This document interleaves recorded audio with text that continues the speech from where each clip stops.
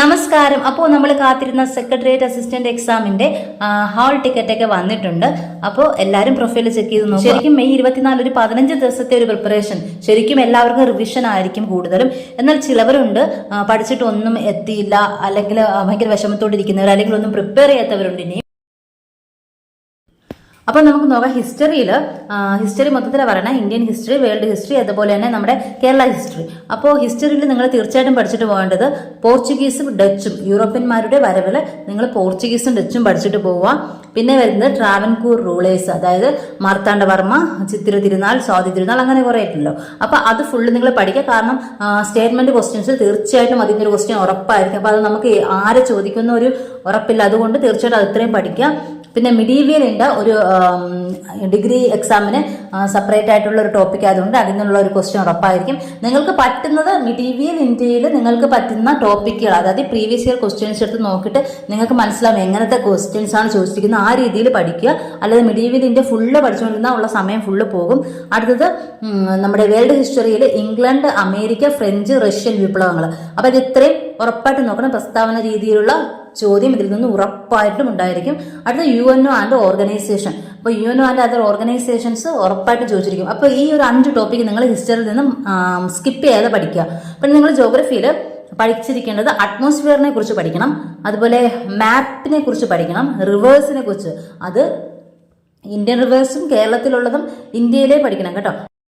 Reverse India ജോഗ്രഫിന്നും Kerala ജോഗ്രഫിന്നും നിങ്ങൾ reverse എന്ന് പറയുന്ന ആ ടോപ്പിക്ക് പഠിക്കണം. പിന്നെ മൗണ്ടെയിൻസ് ഉറപ്പായിട്ടും പഠിച്ചിരിക്കണം, റിവേഴ്സ് പഠിച്ചിരിക്കണം, മാപ്സ് പഠിക്കണം, അറ്റ്മോസ്ഫിയർ പഠിച്ചിരിക്കണം. ടൈം കിട്ടുവാണെങ്കിൽ എർത്ത് സ്ട്രക്ചർ കൂടെ പഠിച്ചേക്കൂ.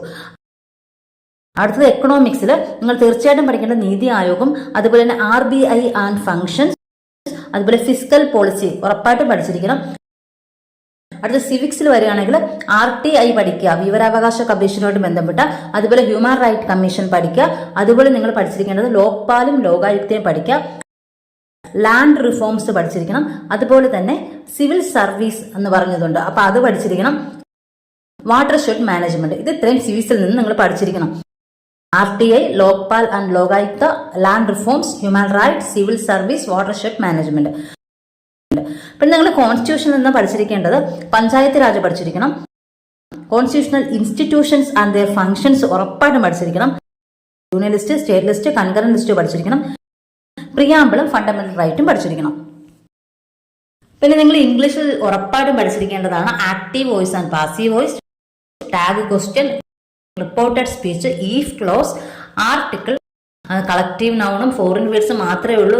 വളരെ ലിമിറ്റഡ് ആയിട്ട് നമുക്ക് പഠിക്കാൻ പറ്റുന്ന ഒരു സംഭവം ഇംഗ്ലീഷിൽ വൊക്കാബുലറിയിൽ നിന്നും. അപ്പോൾ active voice and passive voice ഉറപ്പായിട്ടും ചോദിച്ചിരിക്കും. ടാഗ് ക്വസ്റ്റ്യൻ ഉണ്ടായിരിക്കും, റിപ്പോർട്ടഡ് സ്പീച്ച് ഉണ്ടായിരിക്കും, ഈഫ് ക്ലോസ് എന്നൊരു ക്വസ്റ്റ്യൻ ഉണ്ടായിരിക്കും, ആർട്ടിക്കിൾ എന്തായാലും ഉണ്ടായിരിക്കും. പിന്നെ ഈ കളക്റ്റീവ് നൗണും ഫോറിൻ വേർഡ്സും മറക്കാതെ പഠിക്കുക. പിന്നെ മാത്സിൽ നിങ്ങൾ പഠിച്ചിരിക്കേണ്ടത് ക്ലോക്കും കലണ്ടറും ഡയറക്ഷനും മറക്കാതെ പഠിച്ചിരിക്കണം. ക്ലോക്കും കലണ്ടറും ഡയറക്ഷനും, ചിലപ്പോൾ ഈ ക്ലോക്കും കലണ്ടറിൽ നിന്ന് ഏതെങ്കിലും ഒന്നിനെ ചോദിക്കുകയുള്ളൂ, എങ്കിലും അത് ഉറപ്പായിട്ടും പഠിച്ചിരിക്കണം. പിന്നെ നിങ്ങൾ പഠിച്ചിരിക്കേണ്ട ഒരു main topic profit and loss ആണ്. പിന്നെ പെർസെൻറ്റേജ്, അതിനുശേഷം interest, compound interest, simple interest and compound interest ഉറപ്പായിട്ടും പഠിച്ചിരിക്കണം. പിന്നെ ടൈം ആൻഡ് ഡിസ്റ്റൻസ്. അപ്പോൾ മാത്സിൽ നിന്ന് നിങ്ങൾ clock, calendar, direction, profit and loss, percentage, simple interest and compound interest, time and distance. മലയാളത്തിൽ നിങ്ങൾ പഠിച്ചിരിക്കേണ്ടത് സ്ത്രീലിംഗം, പുല്ലിംഗം, വചനം മറക്കരുത്. അപ്പൊ മലയാളം കൂടുതൽ പര്യായ പദം, അങ്ങനെ ഒറ്റപ്പദം, അങ്ങനെ വചനം ഉറപ്പായിട്ട് പഠിക്കുക. സ്ത്രീലിംഗവും പുല്ലിംഗവും പഠിക്കുക. IT 5 മാർക്കിനാണുള്ളത്. അപ്പോൾ എളുപ്പം നമുക്ക് പഠിച്ചെടുക്കാൻ കഴിയുന്നത് ഈസിയാണ്. അപ്പോൾ നമുക്ക് തീർച്ചയായിട്ടും മാർക്ക് സ്കോർ ചെയ്യാൻ പറ്റുന്ന ഒരു ഏരിയയാണ്. അപ്പോൾ ഈ മാർക്ക് ചെയ്യുന്നത് നിങ്ങൾ ഉറപ്പായിട്ട് സ്കിപ്പ് ചെയ്യാതെ പഠിച്ചു പോവുക.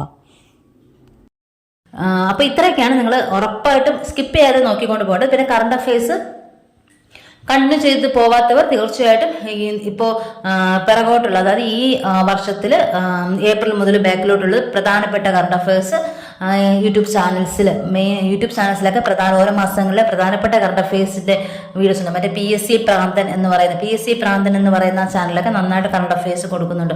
അപ്പോൾ അതൊക്കെ ഒന്ന് ഫോളോ ചെയ്ത് പോവുക. അപ്പോൾ ഇത്രയും ടോപ്പിക്ക് ഉറപ്പായി സ്കിപ്പ് ചെയ്യരുത്. അപ്പോൾ നന്നായിട്ട് എല്ലാവരും എക്സാം എഴുതുക. All the best.